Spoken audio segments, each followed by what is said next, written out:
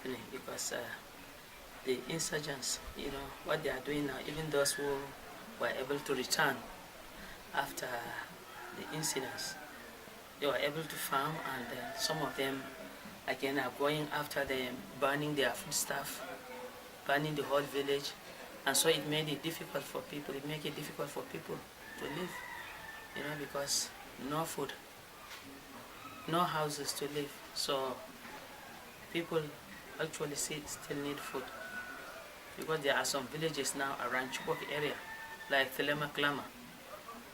2 weeks ago, the whole village was burned down with all their foodstuff, and even those that were not yet harvested, the insurgents went and burned the whole farm, and the ones they brought at homes, the insurgents came and carried away some, and the ones they were not able to carry, they burned down the whole thing. So you can see people are still in need.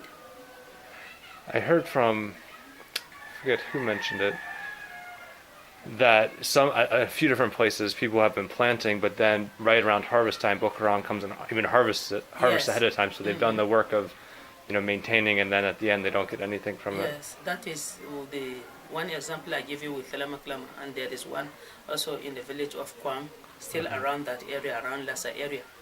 That the same thing, they came and burned down the foodstuff. They will carry the ones they were able to carry, that is the insurgents, and the remaining one are in the house or on the farm. They will burn it down. It seems like there are some ways to respond to this are very local, so maybe the community's working together, but then other ways to respond are maybe more at government level or international level.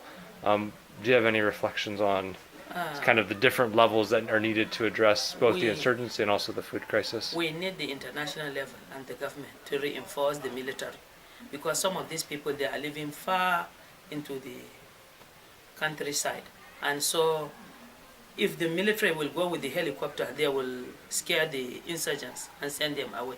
But the fact that nobody is reaching them, it makes it difficult. The government needs to do something, and international communities, because some of this news that we are telling you, the news people, they were not able to carry the news.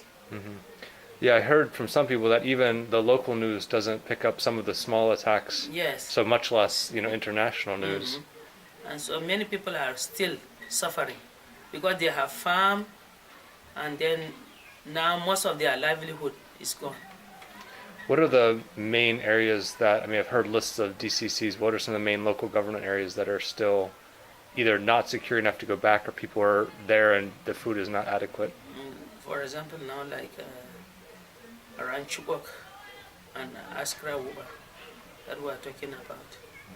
Yeah, those they living far behind, around Telema Klama, Musa, and other areas around Chibok local government, and Askra local government. And then that of Goza, like DCC Barawa, DCC Ngosha, up to now the people are not able to return. So you can imagine there is hardship. What do you think the role of either the church or other religious communities or local community groups is in responding to the food crisis? The church, for example, like EYN now, EYN is handicapped because how many DCCs are affected? Many DCCs of EYN are affected by this problem.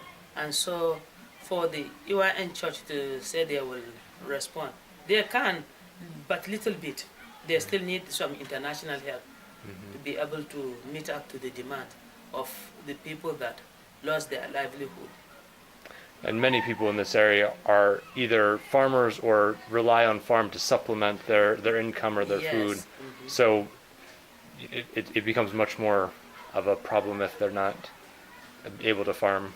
Yes, and they are not able to farm, and then the salary even is not flowing. Sometimes it will be after 3 months before one month's salary will be paid. So you can imagine that the salary is like trailing behind. Some months are trailing behind, and so not enough food up to now. And even if you go to the market now, we are supposed to have, around this time, November, December, people are still harvesting. We are supposed to have cheaper food rate, but now it's not cheap as it used to be. It's very expensive to buy foodstuff right now from the market, even though people are still harvesting. In those days when it was harvest time, the foodstuff will drop, the prices will drop, and then it will be within the reach. It used to be for a bag of corn, 5,000. Now a bag of corn is costing 12,000. A bag of rice, the same thing. A bag of groundnut at that time is supposed to be 3,000. Now it's 6,500. So you can imagine. We have not even reached to the end of the year yet, and we are during the harvest season. So we don't know after the harvest the price will even escalate more than this, and many people will starve because no food, the food being carried away or being burnt, and not many people were able to return and farm. Even those that they return, like people around Madagali, Gulak, Lhasa, and those areas, the Chibok areas, they cannot go into the interior bush where they used to have their farms to farm because the insurgents will attack them on the farm. So there were several incidences of the incidents attacking people on the farm and carrying away some into captivity, so you can imagine. The EYN female theologians just met this last weekend, and your topic was around reconciliation or forgiveness or peace building. Yes. How do you see those topics, particularly being discussed by female theologians, affecting the ability to address the crisis, both humanitarian, food, and security-wise? We encourage the women with this work of reconciliation and forgiveness to learn to live peacefully with one another, to take the initiative. Even if somebody wrong you, you are the one now to go to him or go to her to seek for reconciliation, to put the past behind and continue with future. So we were encouraged in that meeting to start doing something in our communities so that we can impact some changes. We can be agents of change in the community, to try to pull the communities together and to work and to forget, although it's not easy, but it's the task that we want to involve in. Try to forget the past and carry on with the future. Yes, not that we will not remember, but even if we will remember the pain, we don't want to encourage the pain to be there again. Yes. Kek Muta, Okay. who is actually uncle to two of the nieces, two of the girls that have been adopted. So I have two of my nieces, and apart from that, I am also the vice chairman of Chibok community here in Abuja. Meeting here since the girls have been kidnapped, Yeah. and which obviously is connected to the larger humanitarian crisis. Yes. Could you talk a little bit about that work and also how it relates to the food crisis that's happening in the Northeast? Really the crisis that happened in the Northeast has really affected everything in life, particularly as regards to food security. This is because, until when there is security before, a farmer can have time to go and, farm. And basically, if it were not because of the insurgents and the crisis, our people, particularly in the Northeast, we produce our own staple food. We do not rely on foreign, food stuff. But as it is now, no time for farmers. Farmers are looking for where they can hide themselves. They cannot even think of going to farm. So as such, this thing happened over 5 years now, even before the adoption of the girls. People have been hiding. So because of the cumulative effect of farmer not getting time to go and farm, it has really compounded the whole situation, and we don't know how we can get ourselves out of the mess of the food crisis. Sambido Hosler Apana, the chairman of the Chibok community resident in Abuja. The humanitarian and food crisis we are facing is on the high side for the fact that people were not able to go to farm, and those who have managed to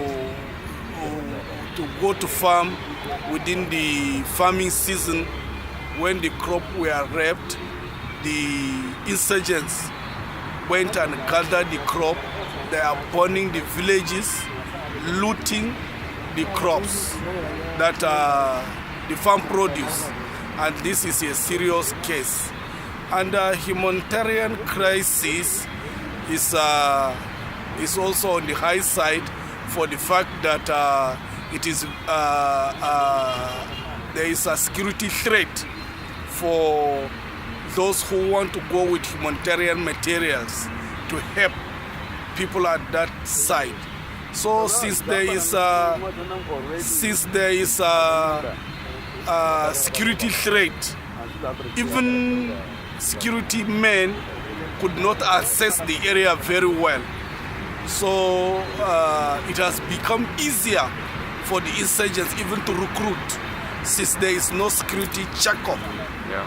So that is what people are facing at that angle. Last time when I was with you at the vigil, it was noted that you're protesting about the abduction of the Chibok girls, but that this is, broader, that it includes other people abducted, other people displaced. I thought I found it a helpful way to frame it and the way that I would think about it. So if you have any words about that. Yeah, if you see the protesting we are doing about the Chibok girls, it was really started with the name of the Chibok girls, for the fact that Chibok girls were the only people that were adopted in big number. But there were some adoption even before the Chibok girls and even after the Chibok girls, and even within this past few months. But we are using the Chibok girls as a symbol to others. And for the fact that Chibok girls has been identified, we cannot call those who have not been identified. But even in the BBOG slogan, we said that we are fighting for the soul of Nigeria. When we are doing our 1-minute prayer, we pray for the Chibok girls and all others that are in adoption. Not only them, even our security men that have been killed, we pray for their family. So our agitation, actually, we call Chibok girls as the symbol, but we are protesting for the whole insecurity in the land, insincerity, even the corruption that the government is fighting. Our fight here includes corruption very well. We fight about corruption. There is one of our write-up that is this citizens' solution to end terrorism.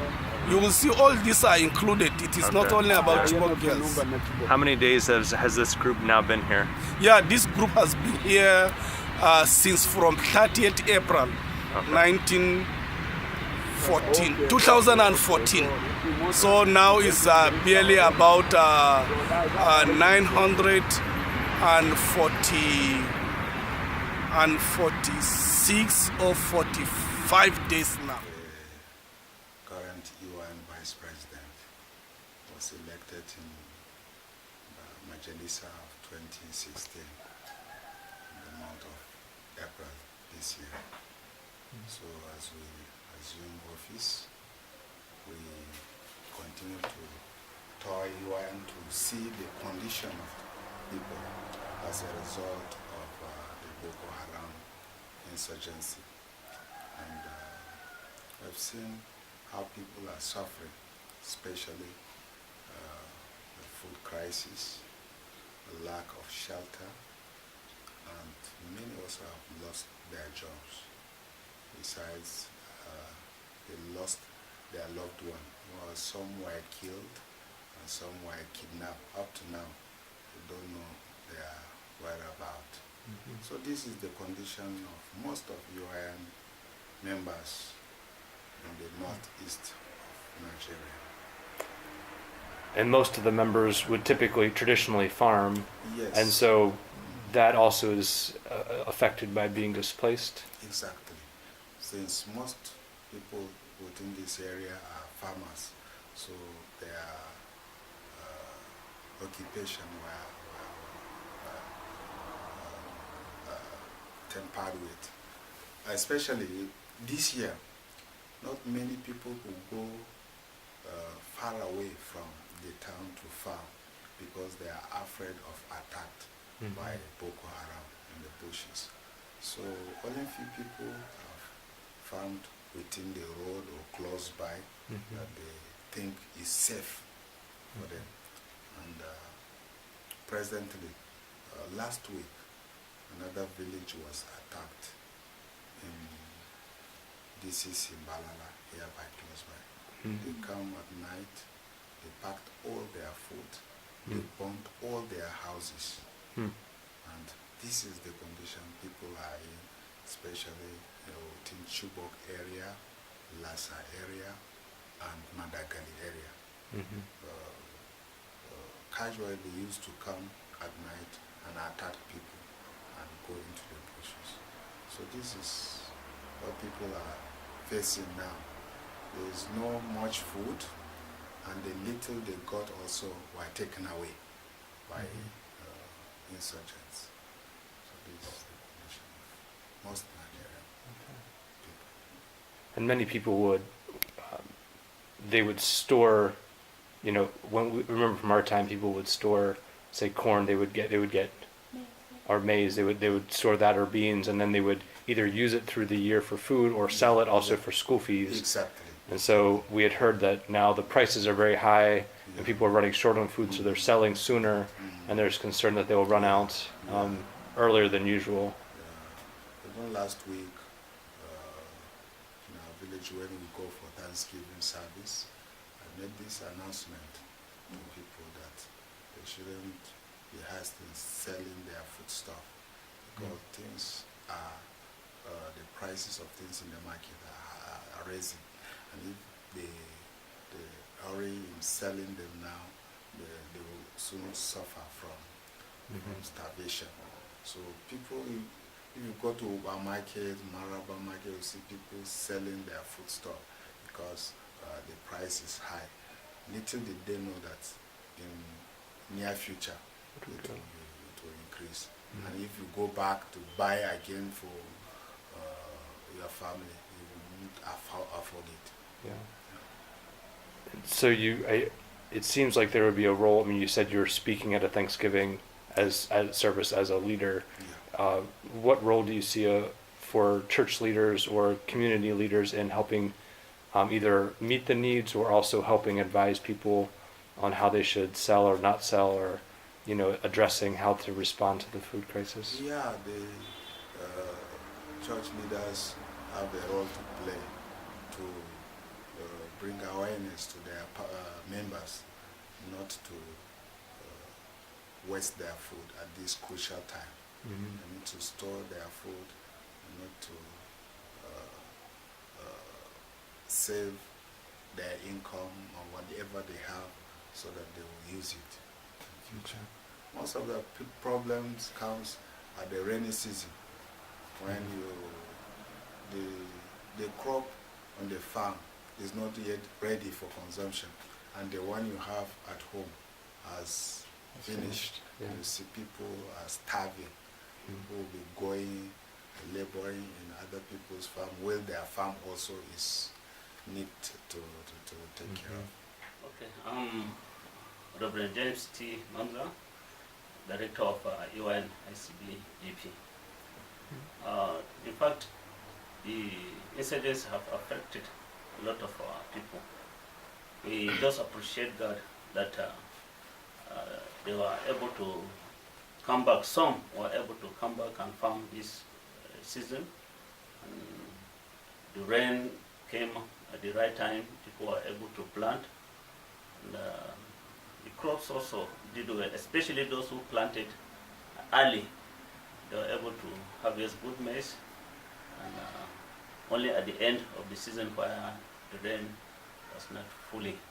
Those who planted late actually might not be able to harvest much.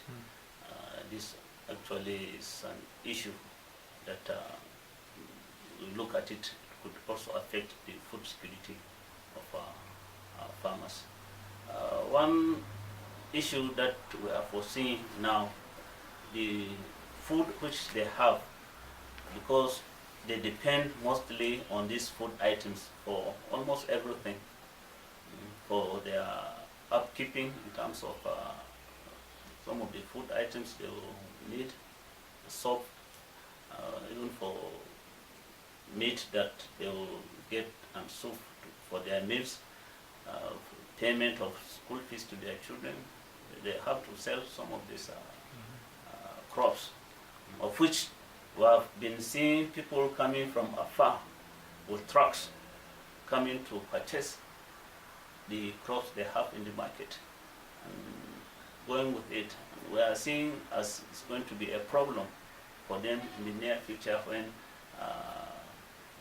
food would get very scarce again in the market.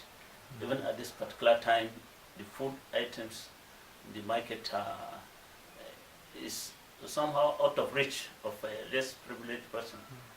Maize, which we usually can get it at 5,000 before, now in some communities you have to purchase about 13,000 to 15,000.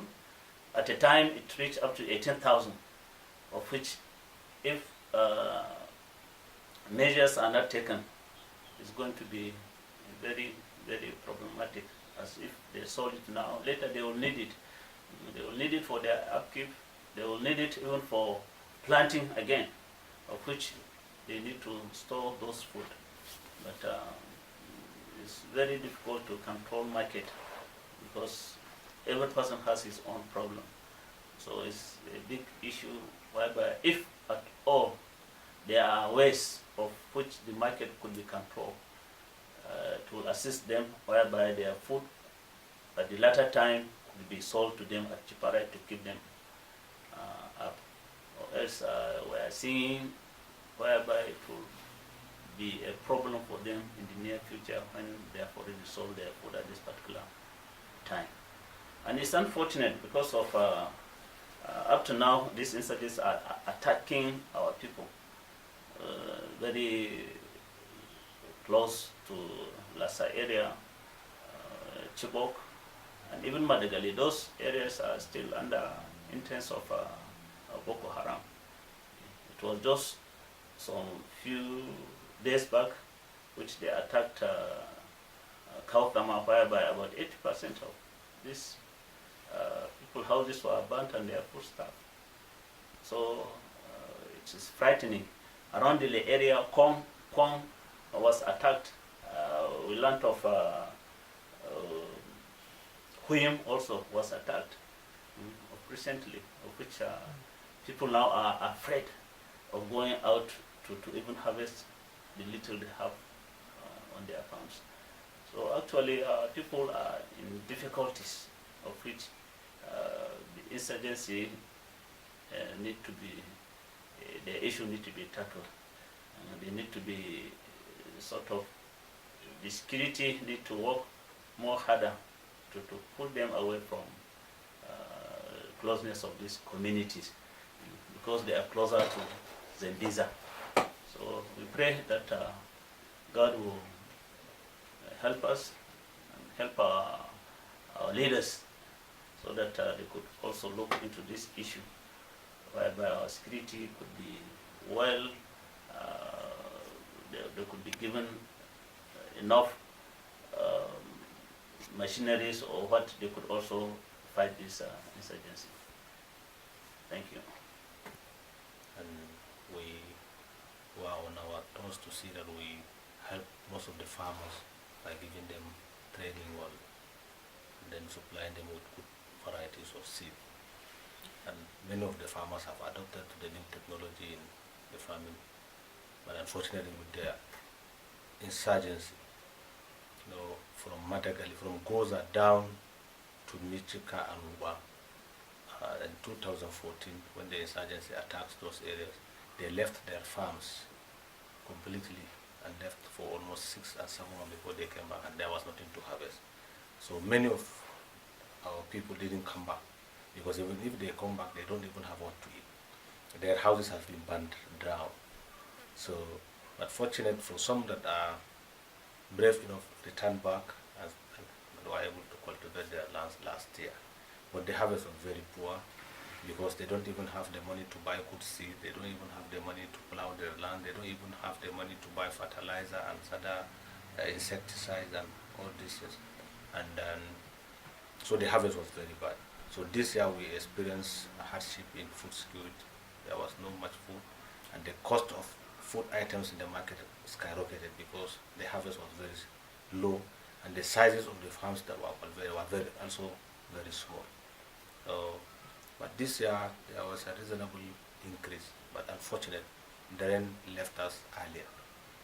Many people thought it would go more than that time. So the harvest also has been affected now. And most of the people here are farmers, and they are small-scale farmers. They only produce small for the subsistence of the family. And so everything they do depends on what they have produced in a particular area. Now with the rains, and then with the problem of input and other things, with the insecurity, the farm size has been reduced. They don't have to go far again to cultivate. They have to cultivate lands that are very close to their house, and which is very small. So even the subsistence, it will not take them through.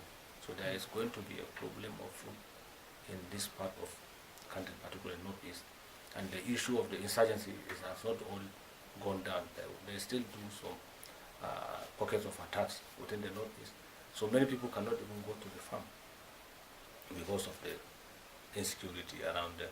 So what we can now say is that there is need for humanitarian assistance in the Northeast, seriously, because the only thing they can cultivate is either guinea corn, maize, or granule. So they can even beans they can't, because they don't even have much. They don't even have the energy because during the rainy season, I know of families that only eat once in a day, and they are farmers. They have to go and till the ground with their hands. So the level and then the quantity of produce they can produce is extremely small. So the infrastructure also has been affected. Most of the roads and bridges have been destroyed, and they have not yet been put back. And so the fertilizer companies cannot even move down their fertilizer to those areas. And these are the potential areas where we produce most of the grains with, because most of the staples are from the villages, and you cannot access them. Even if you cultivate the land, how do you even get out the produce to your house or to the market? There is no means, because the road network has been affected by the insurgents. What we are praying and then seeking the government and other donor agencies to help and come build back these roads, because we have roads, our security will be improved. Because if we have attack in the villages, they can make calls, and the nearby security formations will run down to them and give them help. But now they can't even get there because the roads are not even there. So the insurgency can do whatever they want to do and attack. So our people are just in a state of suffering. But we pray God is going to intervene in His own way. Otherwise, it will take us long before we can get back to our position. Because even if we produce, we can't produce the way we do before the insurgents. Because I know of farmers that produce 30, 40 tons of maize in the year. But then now they cannot produce more than 2 tons as a result of the insurgency. You know what it means when you translate it to food, because how many people will get food, but now they can't get food because of that. So there is for now we are praying and hoping God will intervene so that the crisis will